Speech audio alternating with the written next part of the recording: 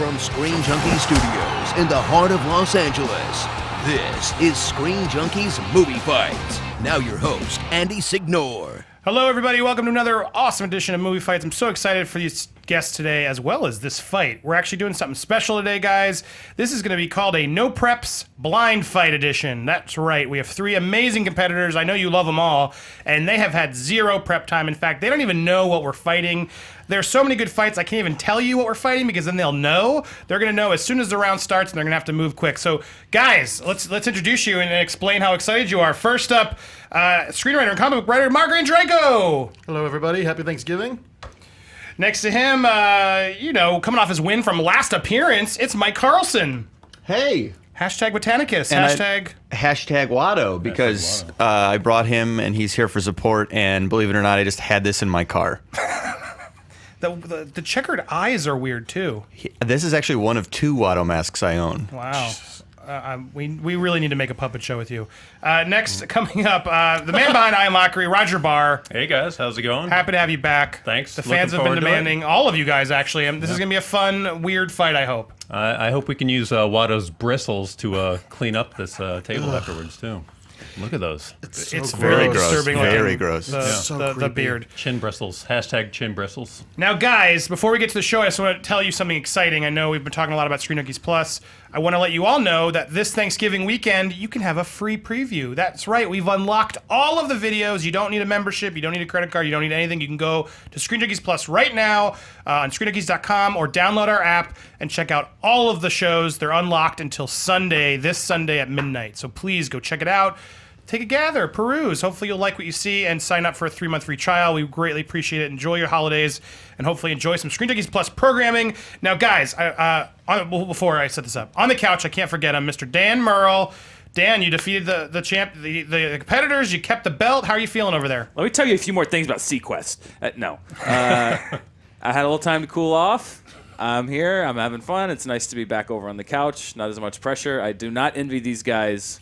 I would just be yelling the whole time if I didn't have time to prep. Dan did get a little pouty last, if you guys didn't see the championship out. The fans put him to task. I thought you played wonderfully. I think all he needs is passion is important. I think he just needs his bell and he's happy. Shame bell. Yep. Shame. All right, now guys, as I was about to say, this is a no prep fights. It's a blind fight. So each of these rounds is a blind fight. You have no idea what you're going to fight today. You might not get the one you want. You might have to fight something you don't like. That's part of the appeal of this fight. Don't give up. I will be paying more attention and giving more creative points than usual this round, just because I and the audience will know you're up against the ropes because you have no idea what we're doing. You might have to fight something you don't know. So hopefully this is fun. Hopefully you guys enjoy this. Yeah. Let's get to it, shall we, guys? Should be interesting. Now let's do this. This is where we fight. Fight.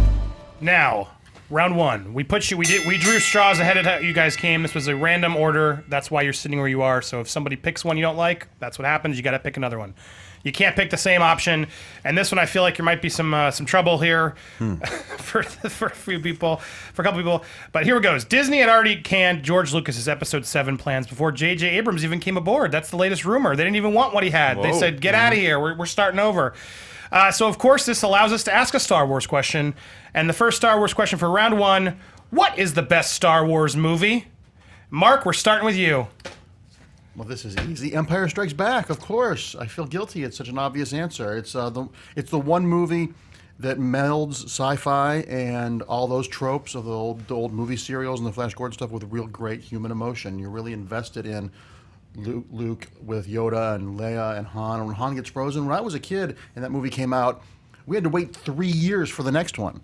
You know, there wasn't like, you couldn't rewatch it. There weren't video stores. So to have a cliffhanger like that back then was amazing. It's the perfect second movie, perfect sequel.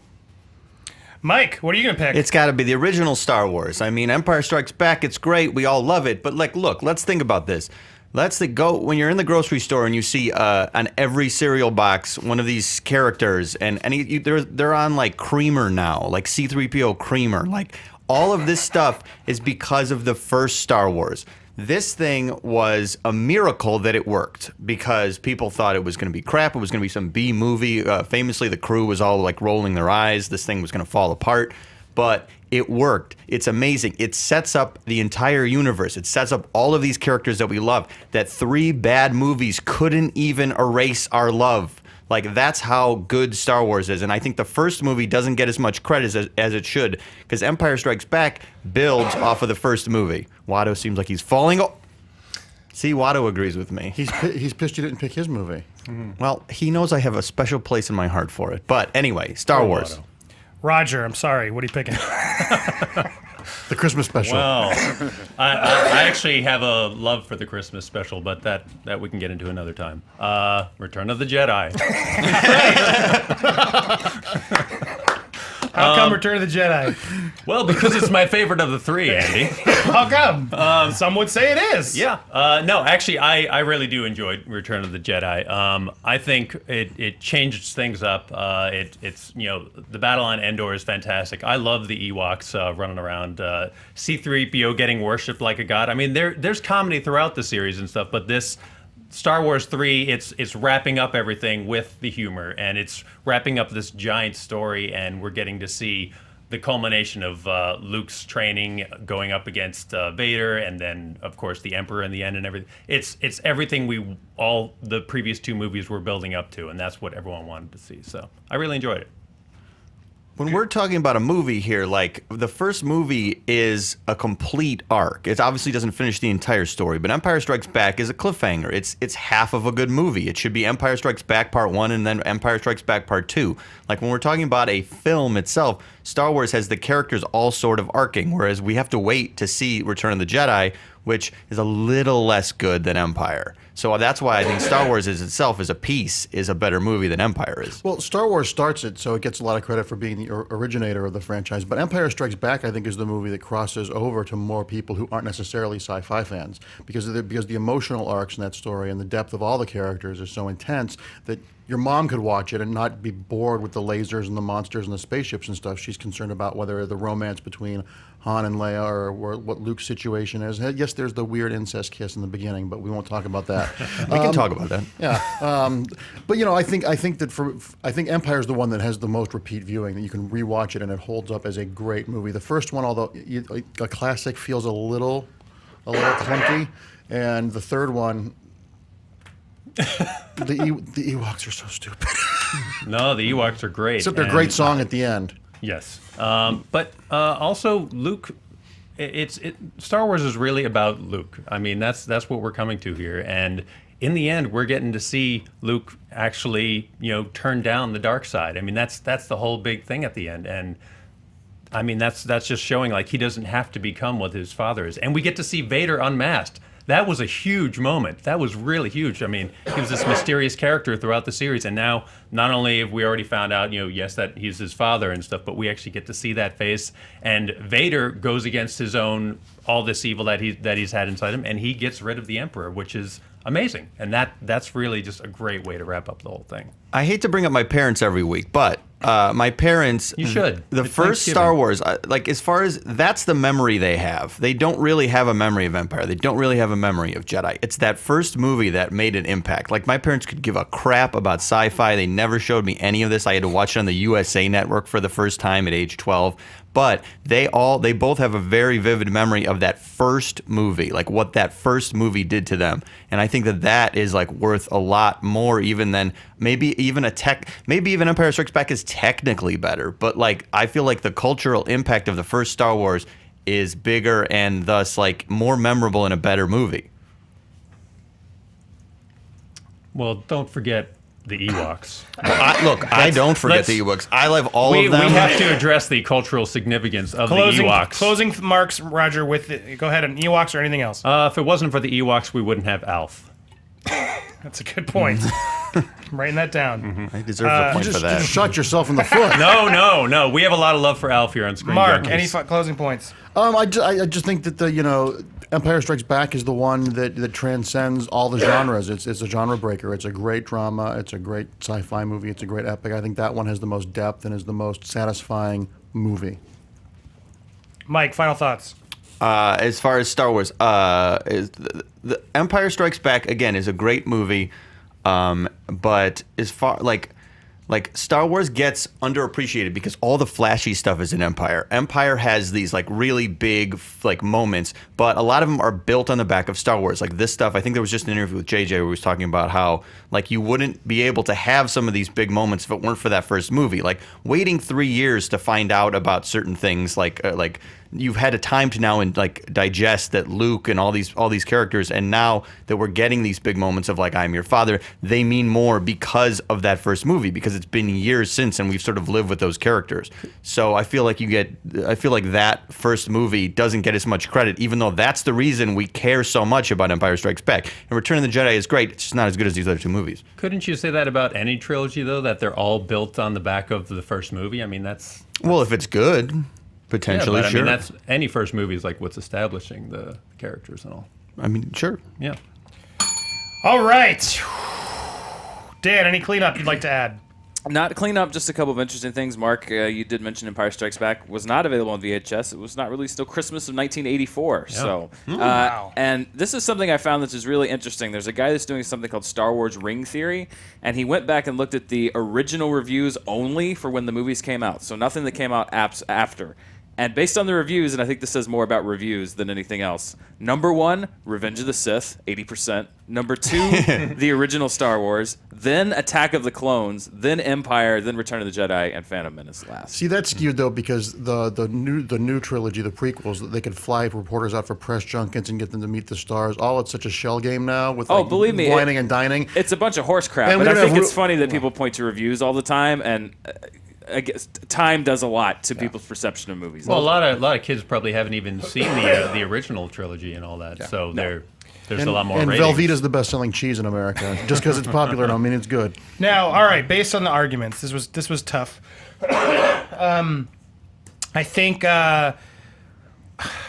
I think I'm going to give it to Mike. I think you said a couple interesting parts, which the one interesting was I think you said that these two are almost a part 1 and a part 2 together. Yours is the standalone. Yours sets it up. All those things that are true. You were close, Roger. You just focus a little too much on Ewoks, and I think there was a couple more things you probably could have done that actually would have left me. Because I think you're right. The finale of the chapter's there. But you gave me sort of the easy arguments. I wanted something a little bit more creative on Empire, so I gave Mike the extra point for Star Wars. Moving on to round 2. All right, good job, guys. Universal wants Angelina Jolie for Bride of Frankenstein. So they wanted to play, and maybe this might be an origin story. So this added up, segue into, what character origin story do we never, ever need to see in a movie again? Choose a character origin story that we do not need to see, we don't want to see, it's done with. And Mike, you're leading us on this one. Spider-Man. Like just the fact that we got within like 6 years, we have another origin story with 2 different movies. Like I think that's like something like Batman, where in Batman now, like it's sort of an obligatory. You have to have his parents getting shot in an alley in every movie, at least a flashback. But like it's usually just a flash of it. It's not like we have to go back and see him as a kid. I mean, that's what Gotham is for, I guess. But as far as Spider-Man, like that thing is, we know it, we get it, we understand. With great power comes great responsibility, and the whole thing. And he was a wrestler. They said and it Uncle differently Ben. in Amazing Spider-Man, didn't they? Did they? They rephrased it. Yes. Rephrased it. What was it? Do we remember? I will look that up. Yeah, look it up. With great power should come great responsibility, probably. But as far as that, like we know it, we got it, done. Let's have some fun adventures with Spider-Man, and like let's use him in different ways. Let's like we don't need Spider-Man's origin ever again, but at least wait 50 years. But ever again, probably. Okay, Roger, you're up next. I'd probably say the Hulk right here. We've seen the Hulk enough already. Where it's kind of hard for him to carry a movie on his own, for sure. Planet Hulk, I do like the story for that. So if we were going that route, maybe. But Hulk on his own, I'm not so sure. I just don't see him working as a character carrying a movie on his own anymore. And especially the origin you're saying. Yeah, I mean we know his origin story, so. That's All right, kinda where I'm Mark, at. what's your pick? Well, since I was accused of doing the easy one last time, I won't do Batman. I would say Wolverine. Huh. Because one, Wolverine's one of those characters like the Joker that the less we know about them, the more interesting they are. And when you start explaining Wolverine, it's like pulling a string on a sweater. You end up with a ball of yarn. Was it the military? Was he in the Civil War? It's just all. And as much as I enjoy seeing Hugh Jackman emerge naked from water, I don't need to see that origin anymore, because the origin is so reverse engineered. There was no origin when that character was created, and they've made such a complete cluster blank out of it that it's just everything in the kitchen sink. And I don't think who Wolverine was is not why he's interesting. I just think we don't need to see it ever again, even in the tiny flashes. And it's been in every movie that Wolverine has been in. It has. It's always in Commander Stryker and all dog tags. It's like, we get it. All right, guys, fight. Well, I think Spider-Man's origin has been retold a lot, but Spider-Man's origin is one of the pantheon. That's a classic origin, so I get why they keep revisiting it. I think it's not the fact that the origin is uninteresting. I think that the way they do it is a little not the execution. They don't stick the landing. But with great power comes great responsibility is one of the huge taglines in pop culture history, and I think I would like to see a more classic version of the origin told. When he goes and becomes a TV star, and then see the consequences of with great power comes great responsibility. They've always soft pedaled how sort of selfish Peter was at the beginning.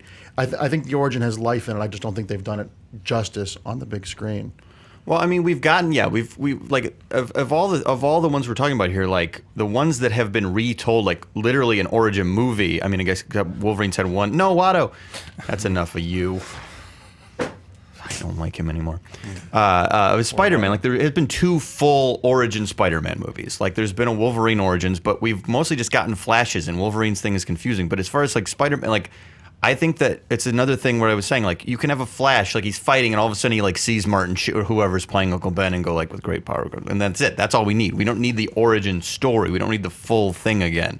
And as far as the Hulk, like we had that Ang Lee Hulk movie, and that's sort of an origin, but like the Ed Norton Hulk, and the Ed Norton, but it's not real. That one's not really an origin story. He's already Hulk. He's already sort of on the run. Like, and I would also say like to talk about my parents, like what is the origin story they know? Like, what is the origin story that everyone knows? And if everyone sort of knows the story, so the Carlsons are baseline for society. Yes, they are Middle America, Midwest, Schaumburg, Illinois. 60194 is the zip code. Trump I'm 2016? representing. Yeah. Oh yeah, we're a big Trump. We're a big Trump family. We're not Trump. Carson. My mom would get No really politics. upset. Yeah, no politics. Right. So I'm saying if we all sort of know that story, why do we need to see it? I don't think most people know what Wolverine's confusing origin story. Like, I agree. I don't want to really see a lot of origin stories from these characters. Well, they don't know Wolverine's origin story because it is so confusing, but they show us the same 5 scenes over and over again. Over and over again in every movie. But Wolverine has 100 different weird things about his past that are either like true and people retcon it. Like, I would be more interested to see a weird take on Wolverine's origin, whereas Spider-Man, like, you can't really mess with it that much because I think people would freak out. Whereas Wolverine, like, you can sort of do whatever you want with his origin. What about Hulk? I think both of our characters, Spider-Man and Hulk, pretty much everyone knows their origins. I mean, that's just kind of part of pop culture these days. I would argue that about the Hulk. I think people are fuzzy on Hulk's origin because the TV show and the movies had different origins than the comic book. And I actually like Ang Lee's Hulk movie. I think there's a lot of stuff to really enjoy about it. It's a little dour, but even I'm not sure how he gets powers. He's like in a dentist chair and doesn't put the lead bib on, so he gets powers and angry dogs. And then the Ed Norton one, it's all about yoga and heart rates and stuff. And then the TV show was the Avengers as well. The Avengers. I don't think we've seen a clear, digestible version of the Hulk's origin. Even Lou Ferrigno, of course. Yeah, well, the origin's kind of dated in and of itself, the whole nuclear testing in Arizona thing. It's hard to do that, but the way they've updated it kind of minimizes the Hulk's origin. Mm-hmm. I think we've reached a point now. We have the saturation in our culture of all things geek, and that's what I'm saying. Though I think Spider-Man and Hulk are well known enough by everyone. Like it's like, all right, Hulk gets angry. He was exposed to radiation. Spider-Man has these powers because he got bit by a spider. Wolverine is a little bit more like Wolverine gets naked and gets metal injected in him. Yeah, but that's like and Brian Cox watches. Like if you ask his parents, they're not going to know how Wolverine became Wolverine. Well, that's because they're in Michigan. They think of another not Michigan, Schaumburg, Illinois. Oh, close enough. Whatever. Don't insult us with that. Just kidding to all the Michigan people.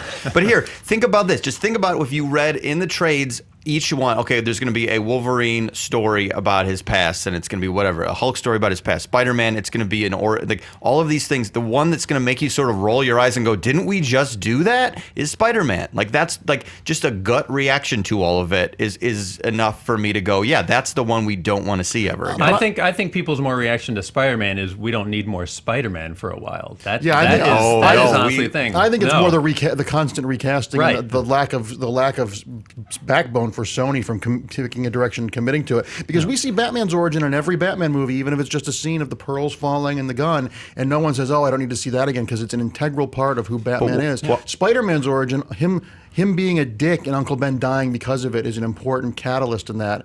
And I think it's just the constant rebooting of Spider-Man. Go ahead, Roger. I know, did you want to say something? Yeah, I was just saying we've been oversaturated with Spider-Man, and it's not just his origin story or something that people are like. I mean, you can tell a new Spider-Man origin story and make it interesting. It's just seeing him so much, and yeah, those last two movies were pretty awful. I don't think it's oversaturation with Spider-Man, because everyone's freaking out about the fact that he's going to be in Civil War and he's in the Marvel Universe. That's an ensemble cast, but no one wants to see another Spider-Man movie. I think everybody wants to see a good Spider-Man movie where he's in the Marvel Universe, because everyone loves Spider-Man and they're sort of sick of going back. Later, they need to build up to that again and stuff, but take a break from Spider-Man. Just like Batman, I wouldn't want like Batman movies year after year. I think we all want a Batman movie every year if it's good.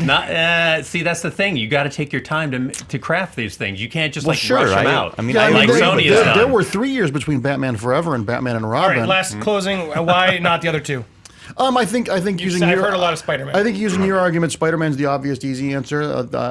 Creativity points I think are a little bit lacking on that one. Oh my! Well, that's just the curse of picking the obvious choice. It was the same thing with Empire. It's not a slam on Mike. It's okay. And I think the Hulk's origin is so fuzzy. I haven't really seen an origin for. When I think of the Hulk in media, I don't ever think, the movie about the origin. It just doesn't. Closing thoughts. I would like to see a cool, weird, old Wolverine origin story, and I would like to see like a really faithful Hulk story. And where is Spider-Man? I've seen it. I've seen it a bunch. That's all it is. Closing part, Marks. Again, I think Wolverine is the fuzziest of all three characters. Most people don't know about his origins. Spider-Man, we've seen him plenty, but you could actually do better with his origin story. And Hulk, both of our characters, everyone knows where they came from.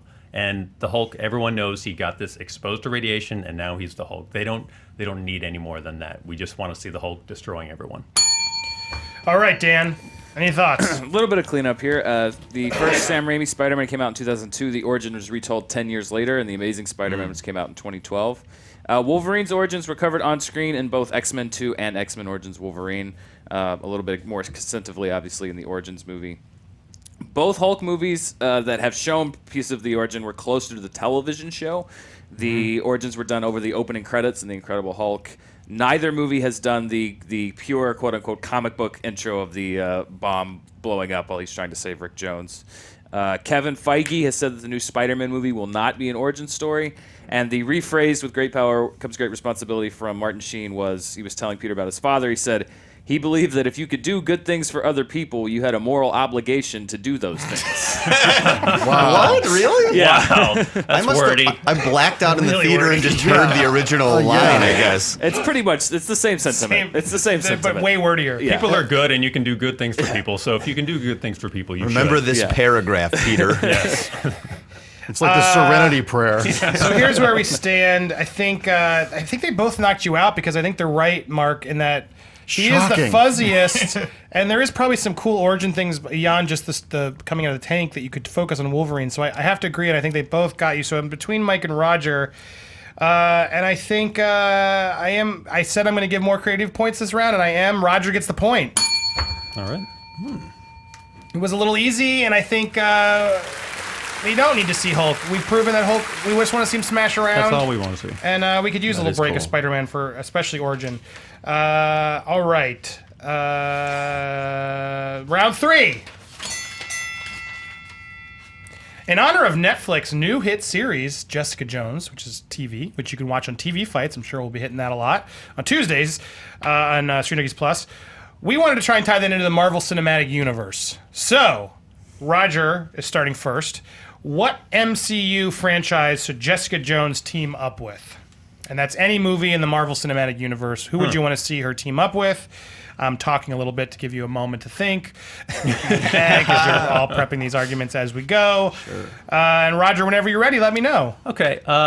You know what? Let's go with the Avengers. I'm just gonna go right with the Avengers. I had not seen the full Jessica Jones series yet. I'll start with that. I have seen the premiere episode, and I really liked it a lot.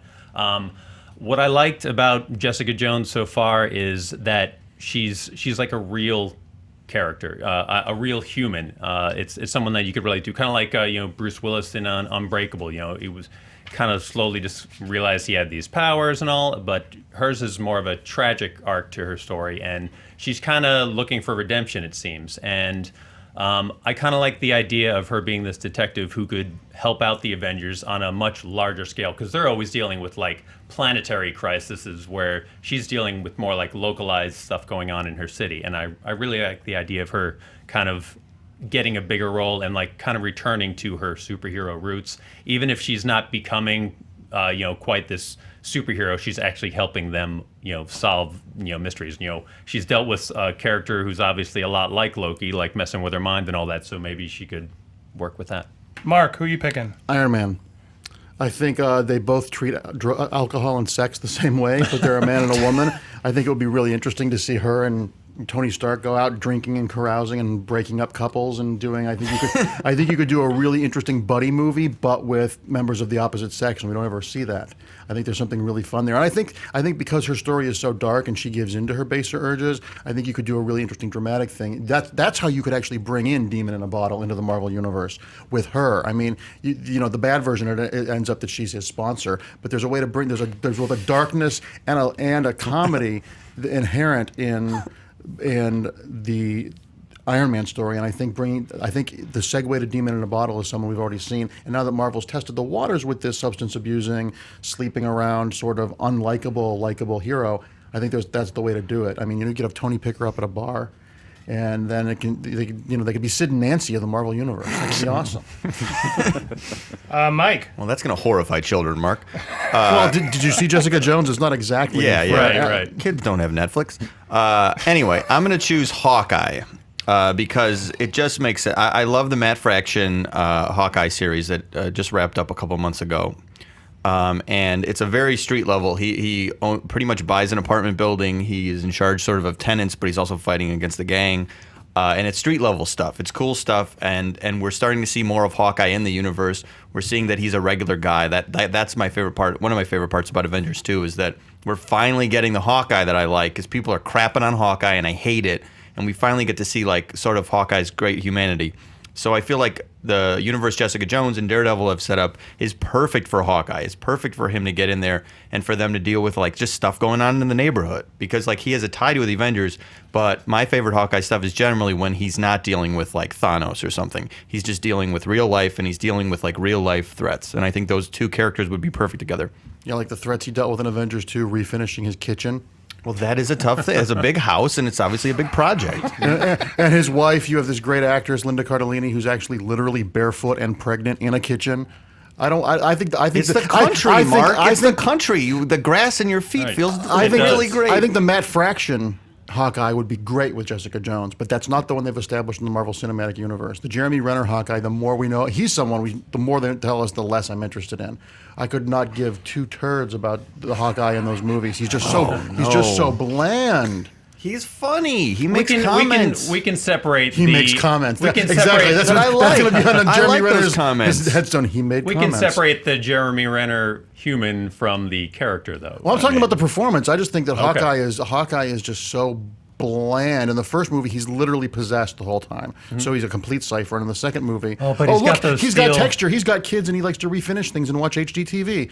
Oh my God! But he's got those beautiful blue eyes the whole movie, Mark. Well, he gives my favorite speech in there when he's talking to the Scarlet Witch. Like, I think you're finally starting to see a little bit of him. Again, he's in a movie with 50 characters, so like he has 15 lines probably in the Avengers 2. You're starting to see a hint of what he could possibly be. I'm saying, like, we haven't seen a full Hawkeye movie where like he's just like sitting on the couch and watching like we're getting sidetracked with Hawkeye. But he brought up a good point that transitions into the Avengers thing. Okay. There's so so many characters in the Avengers movie. Would Jessica Jones get lost in it the same way Hawkeye did in the first Avengers movie?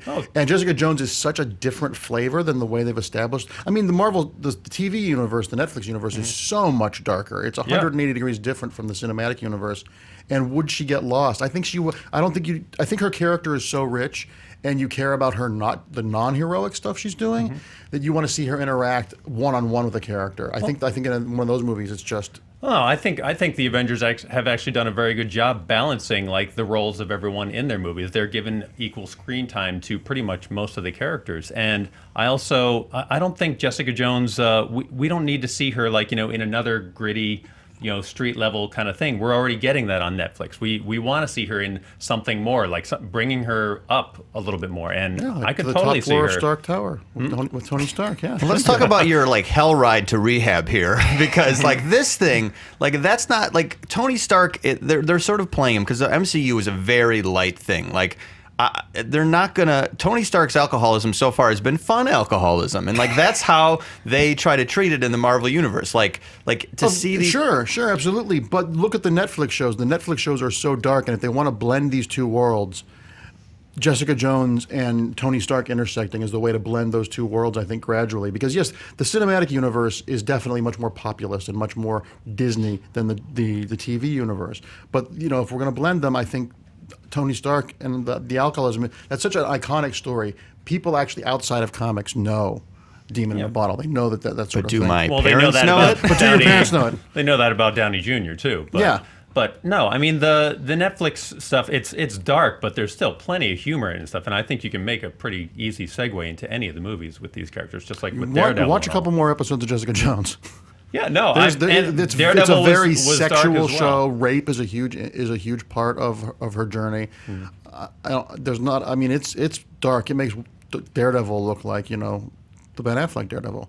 Oh God! Like I'm talking tonally, which characters are gonna fit? Like it's gonna be a weird thing to have all of a sudden like fun Tony Stark show up and then just like be the most depressing character of all time, because we're finally starting to treat some issues. This is going to be like a very like ugly thing. Like it's going to be a very depressing thing. And that's what Iron Man 3 was. I mean, he was down most of that. Yeah, but again, it's like he's just like hanging out with a little kid, and like he's not really depressed. He was. All right, I heard enough. I heard enough. Dan, any cleanup? No, I was just enjoying the conversation. I was too, and I think I heard enough. And on this one, I think Mark gets the point. As dark as it was, you painted an interesting story that I think would be fascinating to watch, and I think they never really did the Demon in the Bottle justice. And you're right, by mixing those characters, you really could, and they have sort of the same sex feel and drinking. So sex feel. Good. Iron Man 4 sex feel. Hashtag sex feel. That's cool. I want to watch that. Mark gets the point. It's a level playing field. Round 4. Here's the score. There's the scoreboard. How about that? It's a tie game. The Zootopia, not to be confused with Fruitopia, right, Dan? Yes, Fruitopia is a delicious beverage from the '90s for our kids that weren't around back then. But the Zootopia trailer was released, Disney's new animated movie, which begged the question we wanted to ask. If you could live inside any Disney movie, which one would you pick? If you could live inside any... Animated or live action? Animated. Okay. Thank you for clarifying. If you could live inside any Disney animated movie, and I'll include Pixar. Oh. It could be Pixar. Yeah, they own it. Why limit their Pixar, options? Disney has to be animated, and Mark, you're up first. So once you've picked one, let us know. Because again, to remind our audience at home, they are not able to prep this battle. They are flying blind. Gosh, this is tough. There's two. While he's thinking, check out my cool shirt, guys. I thought it was an Iron Maiden shirt the whole Maiden time, shirt, but it says "I am Groot." That's Ripped pretty apparel. great. Thanks, Ripped. I think I'm ready. Okay, Mark, go ahead. I think The Incredibles. Ooh, I think The Incredibles would be fun. It's the best Fantastic Four movie we've ever had. We just made that joke today on our but it's true. Fantastic Four in Australia. It captures the family. It's got a great message. It's got the great devotion to family. It's got superpowers, which are super cool, and it's a world of superheroes that isn't dark. There is not a lot of. It's not tragedy. Nobody's parents were killed for them to become the Incredibles. I want to be adopted by the Incredibles family. And that whole world is so vibrant that even with the superheroes destroying things in the cities, there's still an innocence to it. And I just think that it's such a great world. And I think that Incredibles doesn't get enough credit for opening up the doors for where the comic book movies have came, because it proved that you could take an original property and do movies like that. I think it's as important to the fate of the comic book movie as Dark Knight was as a genre changer. I think it opened up the world and made studios go, hey, we could do more with this. And it's just a great, great movie. It's just a movie that you can't watch without smiling for 2 hours. It's a world that I think anybody would want to be in. Mike. All right, it's very simple. It's Little Mermaid because, darling, it's better down where it's wetter, under the sea. Okay? Under the sea is the greatest place of all time. You have a fish playing a saxophone. You have a sexy fish dancing like a cabaret dance. Like, this is a place that we have never experienced. Like, we've never experienced how fun it is under the sea because we're humans. Okay? We're never going to get there. I want to go to there. I was a little boy when I saw that first time. Sebastian made a hell of a case for going under the sea and having a party with those crazy fish and aquatic life. Roger. I would have to go with Toy Story, actually. I'm a huge toy collector as it is, and I love the idea that, you could actually have your toys playing with you. I like that idea. That's what she said. There you go. Thanks, Mark. The Michael Scott of movie fights. Exactly. No, the idea of your toys actually coming to life, I think that's just fantastic. I mean, just imagine if all these things were interacting with us right here on the I table. would scream and Did you see Toy Soldiers? Did you see Toy Soldiers? Small Soldiers. Toy Soldiers was the Sean Astin movie. a great one. Yeah. Yep. Die Hard in a prep school. Yeah. All right, guys, fight. All right. If we're adults, though, the toys don't want to come to life in front of us because that's the universe. Yes. So then it becomes my apartment. So it's Mark and my apartment and Roger's apartment. So, and also with Mark, it is fun, but let's imagine living there. That's sort of a nightmare because there's going to be constant attacks from supervillains and things blowing up. We're going to be living in a constant state of fear. Whereas under the sea, we're pretty much just having a party 24/7. Yeah, with the pollution, with the broken forks that we're combing our hair with, and all the garbage. And then you've got the crazy drag queen octopus lady who wants to steal your voice. Once in a while, a crazy Ursula type character comes around and she gets impaled by the front of a ship. She is so much scarier than Frozone. And you're not going to want to live in a musical your entire life. That would drive you insane. And what's the music going to sound like underwater? It's not going to sound like that. It's going to no. Well, in my scenario, we are mermen and merladies. I guess called mermaids. In your scenario, are you a toy? Oh, if I can be a toy, that's even better. Now he's altering the deal. Now you're helping him. Now I'm you're just confused. You're changing. Are we allowed to do whatever we want in these worlds? Yeah. Well, because in order to be under the sea, we would have to be. I thought mine was obvious that we were mer people. Okay. Yeah, I mean, so who are we in yours? Sure, who are we in yours? I would love to be a toy in my movie, and on top of it, you don't have to surround yourself with these bad toys that are blowing up everything. You can surround yourself with some pretty fun characters and all, including Little Mermaid toys, mind you, who could come to life, and you can party under the sea with the Little Mermaid figures. In addition to other Disney movies, The Incredibles, I could have every character from every single Disney property and all of them be part of my world. Sounds like a really good game. So you've got a god complex. Don't they have a game like that called Infinity? Yeah, sure. That's where my knowledge ends. But you see, the thing is, if you're toy in Toy Story, you got a couple good years, and then you're sitting in that bin, and Pete, you're just sitting there going, "When will someone? We're just locked in this bin. It's a gonna nightmare. pee on you. There's gonna be nightmare. You don't have to sit in the bin. We already saw the toys going on adventures. They left the house. In the best case They scenario, left the house 3 times in 12 years. In the best case scenario, In the best case scenario, you end up on a shelf in Andreyko's apartment. That's the best case scenario. Worst case scenario. Yeah, that's bad. That's not good. And then you I wouldn't get dusted at any point. You're absolutely right. Yeah, I know. You're absolutely right. It looks like the tomb of the Ark of the Covenant in my apartment. Now I'm alive for the first time in this whole show. Are you wetter? Yes, it's better. And just like The Incredibles, it's there's constant chaos when we're talking about a superhero universe. We all like the idea of constant musical numbers and fish playing That's brass instruments. I'm a lover of music. I'm a lover of festivities. I just think that we would all. That's what's the most enjoyable place to be. It's that place where it is like Studio 54 underwater. You're going to be not only is there garbage on the bottom of the sea, but you're breathing in. Everyone who goes in the ocean pees in it. But we're going deep in the ocean, Mark, okay? When you get deep enough, the pollution doesn't exist there. Neither does the sun, and you're freezing cold, and your head's going to Roger, we're mer people. And you I've become- explained this. And you become phosphorescent. So who are we in your scenario? Oh, you're a superhero. You're a new superhero who's recruited to the Incredibles. You know, you get to do that. You get to have your own great origin story. You get to be in this great, colorful world that has stakes, but it's not too dark. It's just, it's this idealized, wonderful world that shows how being a hero is more than just the superhero. It's, it's the people you love, defending the people you love, and it's that sense of family. I just think it's a great world to be in. What do you guys think of that? Sure. If he's going to be that, I'm going to be a life-size replica of the Hulk in mine, because then I can, try putting me on a shelf as the Hulk. Yeah. Well, if you're a life-size replica, they don't have any joints, so you're just going to stand there That's and go, not true. No, they have the all posable ones. The rules of Toy Story are kind of fuzzy. I Yeah. think you can probably move around. Yes. Constant threat of death. Constant threat of no one ever talking to you or touching you ever again. Constant threat of listening under the sea every second of your life. They have different songs that we didn't hear in the Constant movie. threat of Japanese whalers destroying Again, you. we're deep in the sea, Mark. They're not going to interrupt that party. Look, I can go to that party as Aquaman anytime I want. You can't keep changing your I toys, can do whatever Roger. I want. I That can is not change part of the toys deal all here. I want. That is not how this movie works. It's my This my world. this I isn't- can be any of the toys. This isn't Quantum Leap with Yes, Toy it Story, is. where you just hop into the body of It another totally toy. is. I can be any toy I want. This No. is my dream. No, these have this rules. This is my There are dream. rules. All right, Dan, any cleanup on that? We did finally come alive. These are some of my favorite fact checks ever. The fish was not technically playing a saxophone. He was playing a saxophone-shaped shell. Oh, well, excuse me. And sunlight reaches 200 meters underwater, which is about a tenth of a mile. It could reach up to 1,000 meters, but How say did they that- light that orchestra? The radiation garbage. It was toxic waste.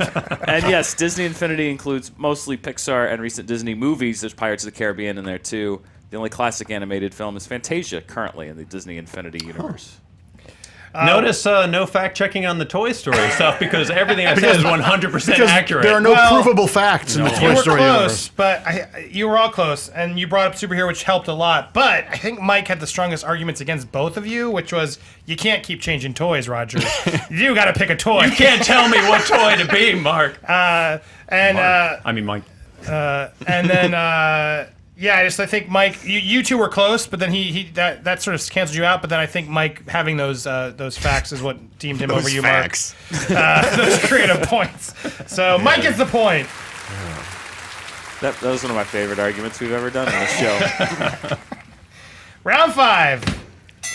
All right, we're gonna have you pitch something, guys. So get ready. Oh, God, pitching on the I'm fly. first. And you are first, Mike. New footage of War of the Planet of the Apes came out. So now we've had, in order of the new. We're only talking the new one. Rise of the Planet of the Apes, Dawn of the Planet of the Apes, and now War of the Planet of the Apes. I want you to pitch us a title and logline for the 4th new Planet of the Apes movie. So I need a title. I need a logline of where they're going. They've already risen. They've already had a dawn, and now they had a war. What happens next? As Mike preps that. Dan, how was your... Good. I should just mention, did you see the commercial? They're now having a contest. Yes. So you can be an ape I know. on Planet. In I the new really want Planet to of the Apes get... I movie. think we have to rally Hal to do this. To audition for Yes. They'd have to shave him. Yes. it. That would be pretty No. good. No, you wouldn't. No. Well, that's the joke. Yeah. I think we might need to try and rally the Screen Junkies and see if we can get Hal on as a... All right. You have to tape yourself acting we're doing like it. an ape. We're doing it. All right, Are you ready, Mike? This came out so easy, it's scary. Planets of the Apes. Now, I know those two, the plural in there is a little confusing, but hear me out. Planets of the Ape. There are multiple planets with ape, and they're ape aliens, and they all have different things. So, like, there's a Ferengi of an ape. Like, we have different things here. I'm just spitballing this, obviously. So, like, there's sort of like the Klingons of the apes. They all have slightly different things and different pieces of their anatomy that makes them different. And obviously, they all have different names. And all of these things make themselves known to the galaxy. And then the Earth planet of the apes have to go to war with all the different planets of the apes. All right. Beat that. I'm still Roger, trying to get under the sea out of my head. You're up next. All right, hear me out here. Planet of the Apes, the Grape Escape. This is basically I'm having the apes they've been imprisoned by humanity. Yep. And they summon their great ancestor, Grape Ape, the Hanna-Barbera character. Yeah. Yes. And he has the knowledge to get them out of this situation and save the apes. The Grape Escape. All right, they called in the That's Grape it. Ape to help. Mark. Beat that, Mark. Mark knows he can't beat either of these. Well, if we're going wacky, if we're going to have War of the Planet of the Apes, then I want to have Congress of the Planet of the Apes, where they've adopted human traits and they become a society, and they're all debating whether they should continue fighting humans. And some apes are getting wealthy because they're selling weapons to the poor apes over in other countries. So it becomes like the Fox News metaphor, but in the world of the apes. Great. And No politics, Mark. And Ann Coulter doesn't need any makeup to be an ape in the movie. Oh, Mark. Whoa, Don't Mark. condone that. All right. All right, guys. We have Congress of the Planet of the Apes, Planet of the Apes, Planets of the Apes, and Planet of the Ape, the Grape Escape. I got a lot of thoughts on this. Who doesn't? Okay, first of all, Grape Ape. Like, we need at least a Grape Ape trilogy before we see him team up with the Planet of the Apes. We have to reintroduce Grape Ape to the public. Everybody knows his origin story. Exactly. I don't think Everyone that's knows true. his origin story. Plus, we're having Batman versus Superman. We're bringing Batman right in there Well, without we've having had a thing. 100 No, Batman no, movies. this is There's the new never been Ben a Affleck Grape- thing. there's never been a Grape You're Ape excited movie. about that movie, and you know it. So Which it's movie? The same way. The Grape Ape Batman movie? versus Superman. Well, Yep. that's another story. Yep. But yeah, we don't know. Grape Ape. And then as far as this one, like, this is sort of like already we've seen the apes sort of being a civilized people. Like, This isn't civilized. This is Congress. Oh. This isn't civilized at all. Is there going to be a Donald Trump ape? Yeah. no yeah. politics. Running?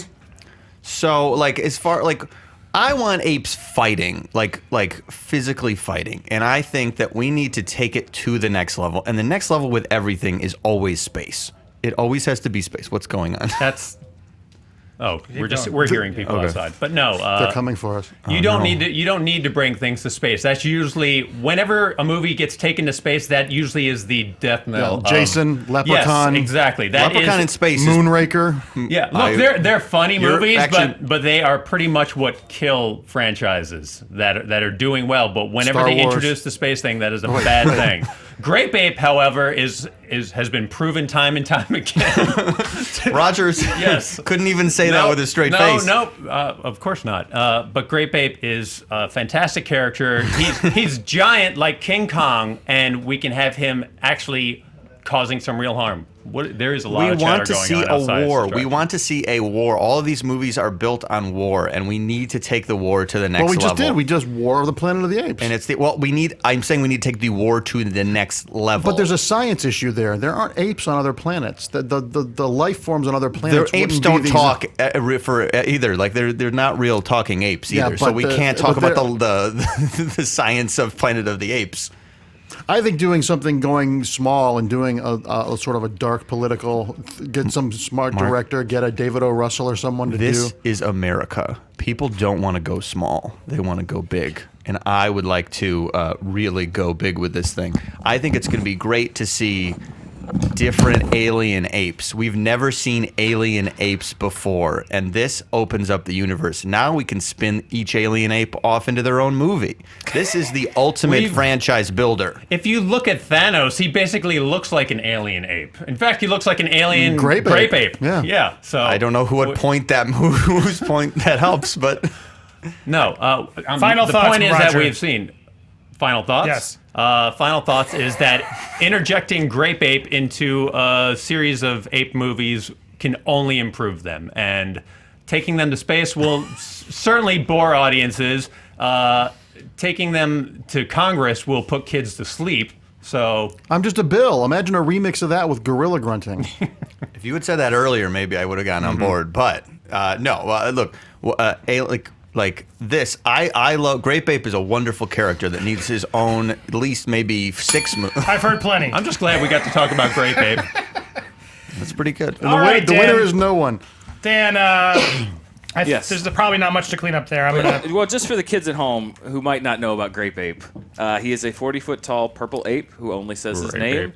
He rides around on the roof of a van driven by his friend Beagle Beagle. And I don't know if you can Beagle see Beagle. it, but this is a Just so that everyone can have some context, this is a picture There he is. of Grape Yep. Ape. And he rode on the Scooby-Doo van at one point, I believe. I think there was like a crossover. There might be a picture of that as well. There might be. Time, I don't Roger, have it. time. Let's time, slow the show enough. down more. I think I got to give that one to Mike.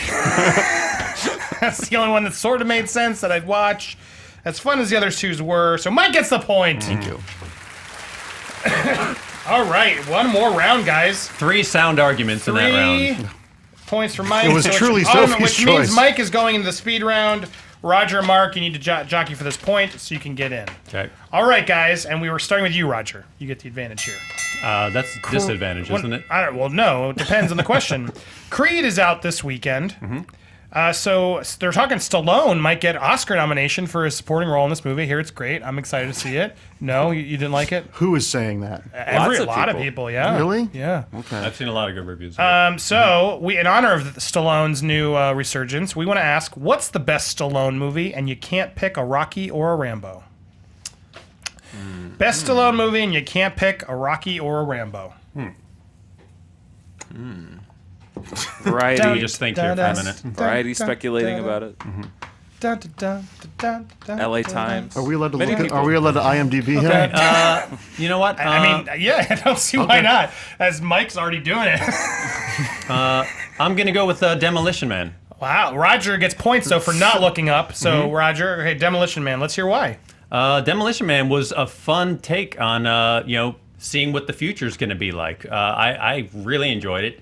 You have Stallone frozen in time because he caused a lot of damage back in the day fighting criminals like Wesley Snipes, and they're frozen basically in blocks of ice and thawed out all these years later. And when he wakes up, he finds out that not only has a lot of time passed, but the future is completely different. It's a very peaceful society, but all chaos is about to break out. There's self-driving cars, which already get in accidents, which is maybe like a little prediction about what's going to happen with Google's cars. There's great villains, great cast. Sandra Bullock is fantastic as his sidekick in the movie, constantly messing up lines from back when Stallone, was actually fighting crime back in the day and all, and she's using all these hilarious lines throughout it. So I really, really like Demolition Man. Fun movie. Mark, you got to pick one. Oh, wow. Wow. Well, I won't go with the obvious choice, his debut in porn, The Italian Stallion. You could. I guess, I like that you thought that was the obvious choice. well, he doesn't talk a lot in it. I guess I would say no Rocky and no Rambo, huh? Does he have to be in the movie? Can it be a movie he wrote? No, he has to be in the movie. I guess I'd say Cliffhanger. Because Cliffhanger was back in the day when we actually still did stunts for real. It wasn't full of CG. It was when Rennie Harlan was still awake as a director. It's got a great villain. It's got, that trailer alone was terrifying with him holding his wife's hand and her falling. I just think that one's a really visceral thrill ride that plays to his strengths. And I think it's rewatchable once again because when you watch that movie, it's not like watching a CG movie. You're so invested because they really had stunt people doing crazy stuff like that. I think it's a really great popcorn movie. Mike. Ants.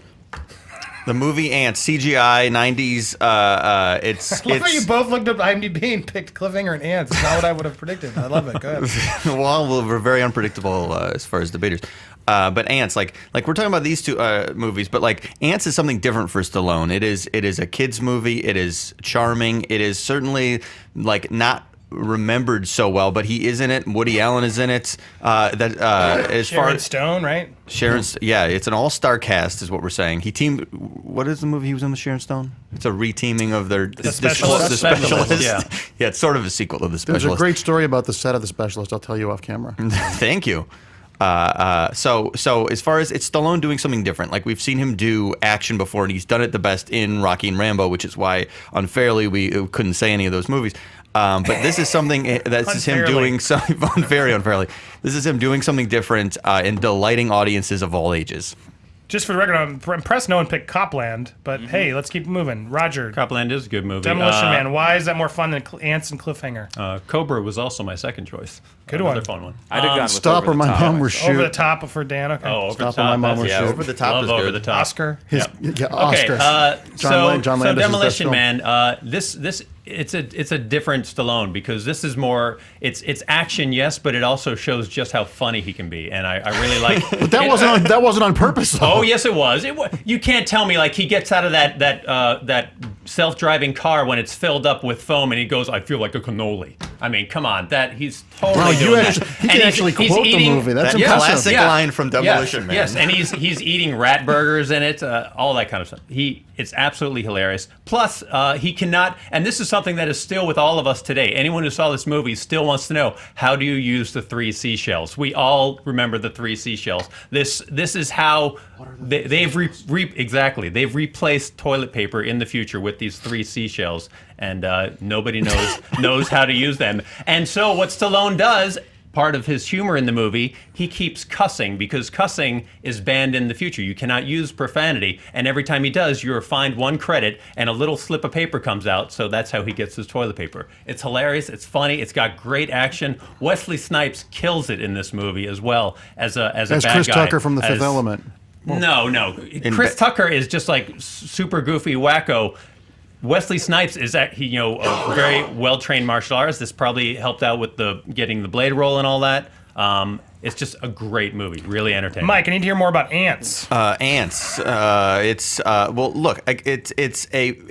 surprisingly underrated movie. First of all, it's something that came out, and I think it gets washed away because it's not Pixar. But as far as like, it is a very it's the start of DreamWorks' like CGI animation. I think. Well, whatever. I'll just say that that's a fact. Dan will check me later and tell me if I'm wrong. But it gets it off to a good start. I think that it's a sweeter side of Stallone. It's something we don't see. These are action movies. This is something we see him do all the time, and these are inferior action movies to what he normally does. This is showing him the sweet side of Sylvester Stallone. Yeah, but doesn't he get beheaded at the end of that movie? And like Woody Allen's ant character's holding his dying head? Well, it's a sad movie, Mark. Hey, kids, ISIS with bugs. Neither of these movies have Taco Bell as the premium franchise restaurant. That's true. Final thoughts, Mark. I just think Cliffhanger works. Cliffhanger was proven as one of his more successful movies outside of the Rambo. I'm giving you props that I agree. Why not those two? Because Ants, although interesting, was blown out of the water by Bug's Life, which came out the same year and did it better. And Demolition Man is fun to watch as a goof. Cliffhanger is actually a movie you can watch and be invested in. Cliffhanger is a really good action film. It's a legitimately good film. Final thoughts, Mike, on why the other two aren't better? Demolition Man is like a movie that you just put on to make fun of. And then Cliffhanger it's like fine. It's just very unmemorable. Final thoughts against why Ants and Cliffhanger aren't better? Demolition Man is by far the most entertaining of these 3 movies. It has stuff you've never seen before. It has laughs. Any reasons why? It has more specifics on these two? Well, Demolition Man is. I'm trying to think how to word this. Sorry. Cliffhanger, we've seen that kind of stuff before. Yeah, it's on a mountain stuff, but we've still seen the whole everyone heisting a bunch of money, and there's one guy trying to stop them from it and putting a little, throwing a wrench into the works there and stuff. That's been done before. And Ants, that's just not Stallone's best movie. We're talking about Stallone's best movie that's not Rocky or Rambo. No, Demolition Man by far. Any cleanup there? Demolition Man and Cliffhanger both released the same year. Cliffhanger was in May. Demolition Man was in October. It was a big year for Stallone. Good year. And Demolition Man for all foreign 93? releases. What's that? 93. Yeah. 93. All foreign releases of Demolition Man changed Taco Bell to Pizza Hut because no one knows what Taco Bell is outside of America, apparently. Didn't know that. Mike, Ants was the first film from DreamWorks Animation. Right. They released it along with Bug's Life. They both came out in the fall of '98. They were trying to go head-to-head with Pixar. Mark, you said that Wesley Snipes was playing Chris Tucker in Fifth Element. I know, it came out before. Came out 4 years after, so there you go. And if you want to hear more about Demolition Man, you can check out this week's episode of Does It Hold Up? We'll find out if Spencer and Nick will declare if it holds up. Cross promotion, I guess Roger's going to on Screen Junkies Plus. All right, just based on the passion, I got to go with Roger. I think you were a little mean to it. Yours is silly too, but I got a little bit more examples. Roger really showed me the passion. Roger gets that point. Demolition Man of those 3. And that puts Roger into the speed round. All right. 2 points for Roger, Seemed 3 thrilled points by for that. Mike, and 1 point for Mark. Good battle, Mark. Good battle, though. That was fun. Bad luck. got a little bit more exciting towards the second half, but I think you guys proved all valuable fighters and really valiant effort, man. That was great, Mark. I need your help if you'll stick around to help judge and not be too bitter. Why would I be bitter? This whole thing has felt like a speed round, honestly. It is. So now we're going to go even more speed rounds. Here we go. I know. 5 last points chance. Chance for 5 more points. Let's cue the music. Here we go. You guys know how this works. If you both say the same answer at the same time, whoever said it first will get that choice. The other person will need to pick another choice. You'll get 15 seconds each and 2 5-second rebuttals. Alrighty. Got that out quick. Nice. Pretty good. Yeah, wow. Yeah. All right. Question number 1. Real time This bird comes run. from Tristan Brown on Twitter. Tristan_Brown number 1. There are 2 movies in the bargain bin. 2014's RoboCop or 2012's Total Recall. Total Recall. Which do we buy? RoboCop. Okay, Mike Carlson got RoboCop, and Roger Barr got Total Recall. Let's do this. 15 seconds of the clock for Roger. Roger, Total Recall. Action. While the Total Recall movie and RoboCop are both awful, Total Recall, they tried to stay truer to the original story, the actual novel, Total Recall. So that alone I really appreciate. Whereas RoboCop, it was just... RoboCop, 15 seconds, Mike. RoboCop. It has Michael Keaton in it. He is the most delightful person. And look, neither of these movies are great, but that is one of the most watchable guys on TV. We love him. At the very least, you can cling to Michael Keaton while you're watching this movie. And as far as like the book and like 5-second rebuttal. Go ahead, Roger. Michael Keaton does not carry that movie. He's not even in it very long, not even as much as he was in Beetlejuice. Mike, 5-second rebuttal. who cares about the fact that it's based on the book? Like, it's still, like, it's trying to be something and it fails. That's actually worse, in my opinion, than... Oof, all right. Based on the arguments, I just didn't get enough from you, Mike. I just got the one fact. I mean, Roger didn't offer that much more either.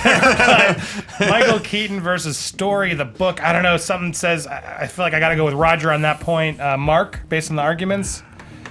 Total Recall, that remake, is one of the most lifeless, inert They movies both I've are, ever based seen. on the arguments. Given the two, Based on the arguments, not your personal preference. I would rather watch Michael Keaton in RoboCop than Colin Farrell in two forgettable women fighting. Dan? So it's tied, right? Yes.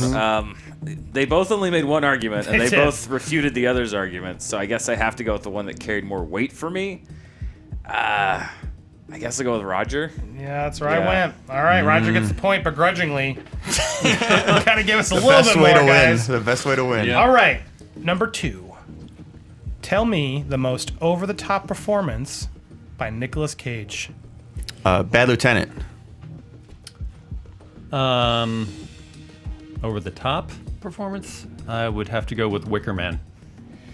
Bad Lieutenant versus Wicker Man. And Mike, you're up first with Bad Lieutenant. 15 seconds, go. Bad Lieutenant, because he's got a director that's as nuts as he is in that and encourages him. It's not just sort of him flailing around in some like low budget crap. This is him with like an iguana, and it's like it is literally built to be a machine for Nicolas Cage to be as manic and as crazy and as weird as he possibly.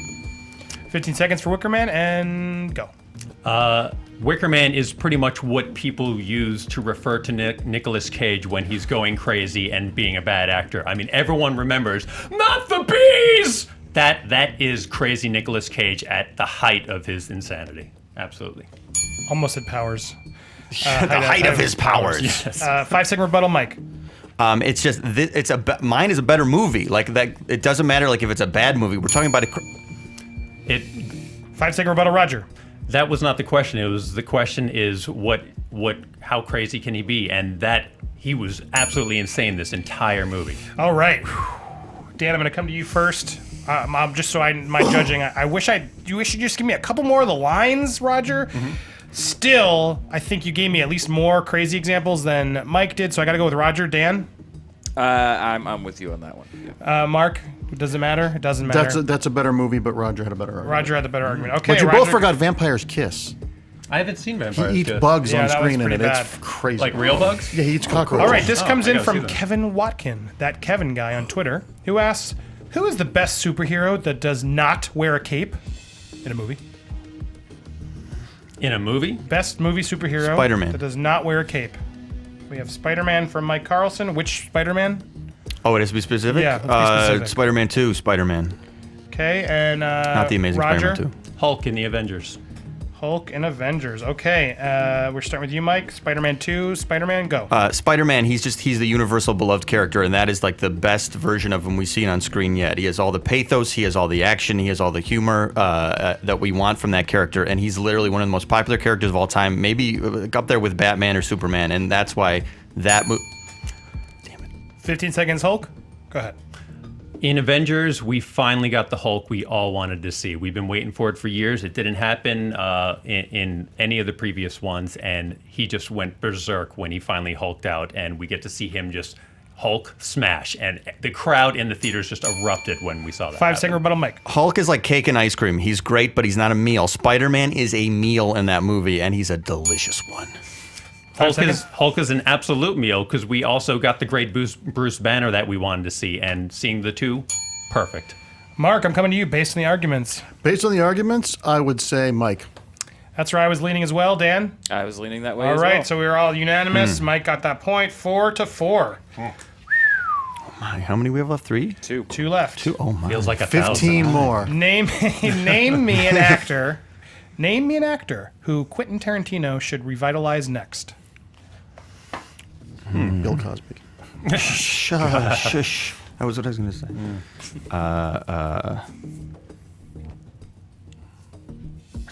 Damn, he's already bringing back Bruce Dern. I would have said Bruce Dern, but he's bringing him back in the Hateful Eight. Who should be next? Wallace Shawn. All right. Roger. Patrick Stewart. Ooh. Okay.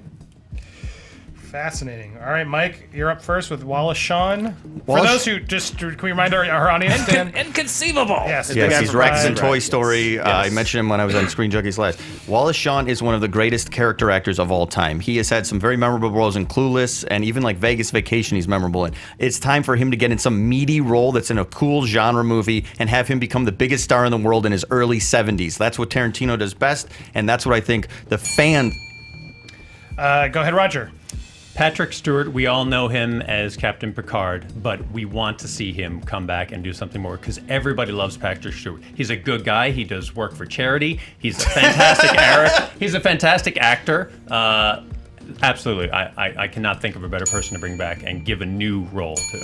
Okay, 5 seconds. Patrick Stewart is on TV. He doesn't need a comeback. We're talking about guys that have sort of been out of the limelight for a while. And Wallace Shawn, where's he been? We want him back. 5-second rebuttal, Roger. Wallace Shawn is still doing voiceover work, actually. He's doing plenty of that stuff. Patrick Stewart, we want to see. You could have had me, but we see him a lot. I think he's right, and so I just needed to see him in a new. We want to see him in a new way. I didn't fully. That's what example, Tarantino does. But Yeah. I just wish you'd clarified. So I got to go with Mike on that one. Dan, Also Mike.